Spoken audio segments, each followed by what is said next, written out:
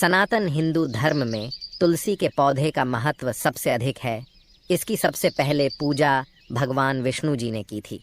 श्री हरि कहते हैं, जिस प्रकार से देवी लक्ष्मी से वैकुंठ को ऐश्वर्य प्राप्त है, उसी प्रकार से वैकुंठ में तुलसी के कारण ही पवित्रता प्राप्त है। पृथ्वी लोक पर जिस स्थान पर भी तुलसी का पौधा होगा, उस स्थान पर कभी बुराई का वास नहीं होगा। ऐसा स्थान सबसे अधिक पवित्र होगा। इसी कारण से हमें हमारे घर में तुलसी का पौधा अवश्य ही लगाना चाहिए।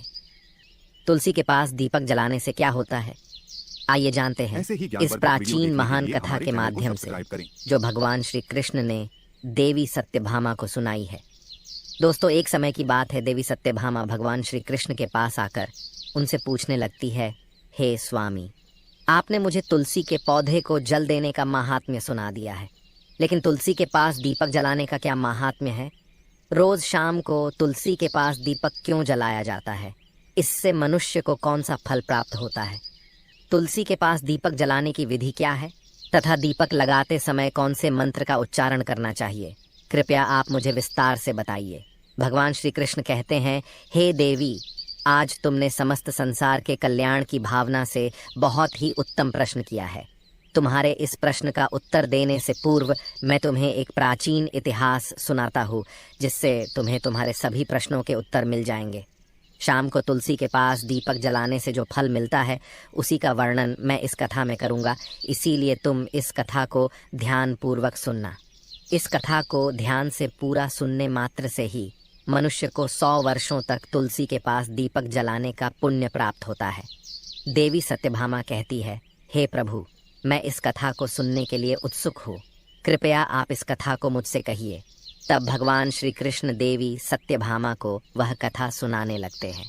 हे देवी, पूर्व काल की बात है, दक्षिण दिशा में तुंगभद्रा नाम की एक बहुत बड़ी नदी है।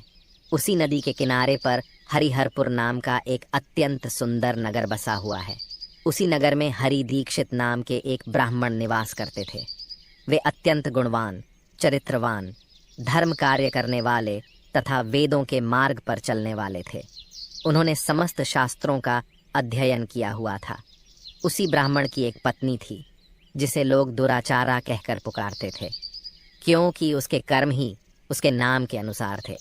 वह सदैव ही अपने पति को अपमानित करती थी, अपने पति के लिए कुवाच्य कहती थी, पति को भयंकर दुख देती थी, पति के लिए कभी भोजन नहीं बनाती थी।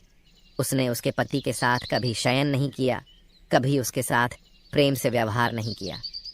पति के मित्र परिवार के लोग घर पर आते तो वह स्त्री उनको अपमानित करके भगा दिया करती थी और स्वयं काम भाव से उन्मत्त होकर निरंतर अन्य व्यभिचारिणी स्त्रियों के साथ घुमा करती थी।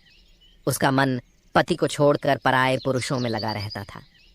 उसने कभी अपने पति से प्रेम से बात नहीं की, किंतु पराये सुंदर सुंदर पुरुषों के संग बैठकर बातें करती थी। पराये पुरुषों को मोहित करने के लिए सज धज कर गांव में घूमने जाया करती थी। कभी वह वन में किसी वृक्ष के नीचे खड़ी रहकर सुंदर पुरुषों की राह देखने लगती और किसी दुष्ट पुरुष को मोहित करके उसके संग भोग विलास किया करती थी। फिर एक दिन वह दुराचारिणी स्त्री वन में जाकर एक वृक्ष के नीचे खड़ी हो गई। उसका चित्त काम से भरा हुआ था। वह किसी सुंदर कामी पुरुष की राह देख रही थी, किंतु बहुत समय निकलने के बाद भी उस स्थान पर कोई पुरुष नहीं आया। इसीलिए वह अत्यंत दुखी हो गई और प्रियतम की खोज में इधर उधर देखने लगी। उस दिन उसका सारा परिश्रम व्यर्थ हो गया। वहां पर खड़ी होकर वह नाना प्रकार की बातें कहकर विलाप करने लगी। हाय, आज तो इस मार्ग से कोई भी सुंदर पुरुष नहीं आया। अब मैं कैसे अपनी काम शांति करूं? आज की रात कैसे बीतेगी? वह जोर जोर से विलाप करने लगी। उसी जंगल में एक भयानक बाघ निवास करता था। उस पापिनी स्त्री की आवाज सुनकर वह जाग गया और उछलकर उस स्त्री का भक्षण करने के लिए उसके पास आ गया।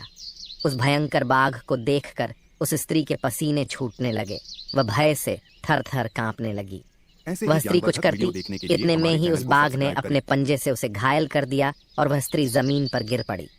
जमीन पर गिरते ही वह स्त्री चिल्लाते हुए बोली, अरे बाघ, तू किस लिए यहाँ पर आया है? मुझे क्यों मार रहा है? मैं यहाँ पर अपने प्रियतम को खोज रही थी। तू मुझे छोड़ दे। मेरा भक्षण करके तुझे क्या मिलेगा? उस स्त्री की यह बात सुनकर वह भयानक बाघ क्षण भर के लिए रुक गया और हंसता हुआ बोलने लगा, हे दुष्टा, आज विधाता ने तुझे मेरा ग्रास नियुक्त किया है। तुझ जैसी पापिनी स्त्रियों को भक्षण करना ही मेरा काम है, तभी मुझे इस शरीर से मुक्ति मिलेगी। वह स्त्री कहने लगी, हे बाघ, तुम कौन हो? मुझे सच सच बताओ, तुम्हें किस कारण से बाघ होना पड़ा और तुम मुझ जैसी स्त्रियों का भक्षण क्यों करते हो? पहले मुझे सारी बात बताओ और फिर मेरा भक्षण करो। फिर वह बाघ कहने लगता है, हे पापिनी, मैं तुझे मेरे पूर्व जन्म का वृतांत सुनाता हूँ, किस कारण से मुझे बाघ होना पड़ा। पूर्व काल में दक्षिण देश में मल्लापहा नाम की एक नदी है। उस नदी के तट पर एक मुनिपर्णा नाम की नगरी बसी हुई है। उसी नगरी में मैं निवास करता था। मैं एक ब्राह्मण का पुत्र था और नदी किनारे बैठकर यज्ञ आदि कार्य किया करता था।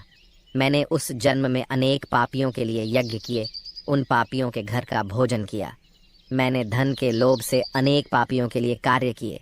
जिन वस्तुओं का दान ब्राह्मण को नहीं लेना चाहिए, उन वस्तुओं का दान भी मैंने ग्रहण किया। आर्ण लेने के बहाने से दूसरों से धन लेता था, लेकिन कभी वापस नहीं करता था। इस प्रकार से पाप करते हुए मुझे बहुत साल बीत गए और मैं बूढ़ा हो गया।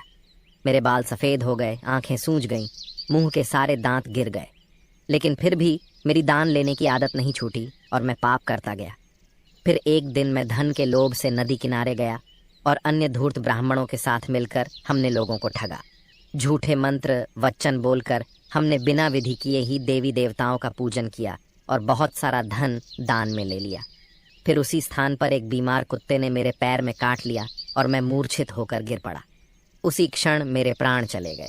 फिर यम के 2 दूत उस स्थान पर प्रकट हुए और मुझे पकड़कर यमपुरी ले गए। वहां पर यमराज ने चित्रगुप्त से मेरे कर्मों का लेखा जोखा निकालने के लिए कहा। फिर चित्रगुप्त कहने लगे, हे धर्मराज, इस ब्राह्मण ने घोर पाप किए हैं। इसने दूसरों से झूठ कहकर धन लूटा है, विधि से पूजा ना करके झूठे मंत्र बोलकर भगवान का अपमान किया है।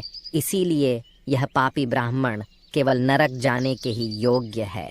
फिर यमराज ने अपने दूतों को आदेश देकर मुझे नरक की अग्नि में डाल दिया। अनेक वर्षों तक नरक की सजा भोगने के बाद मुझे बाघ का शरीर प्राप्त हुआ और मैं इस दुर्गम वन में निवास करने लगा। मैं अपने पूर्व जन्म के पापों को याद करके कभी महात्मा, साधु पुरुष, सती स्त्रियों का भक्षण नहीं करता हूँ। मैं केवल पापी, दुराचारी तथा कुल्लटा स्त्रियों का ही भक्षण करता हूँ, ताकि मुझे पाप से मुक्ति मिल जाए। इस प्रकार से उस बाघ ने अपने पूर्व जन्म का वृतांत सुना दिया और उस स्त्री से कहने लगा, हे पापिनी, तेरे आचरण से तू कुल्टा दिखाई पड़ती है। अपने पति को छोड़कर तू इस वन में अन्य पुरुषों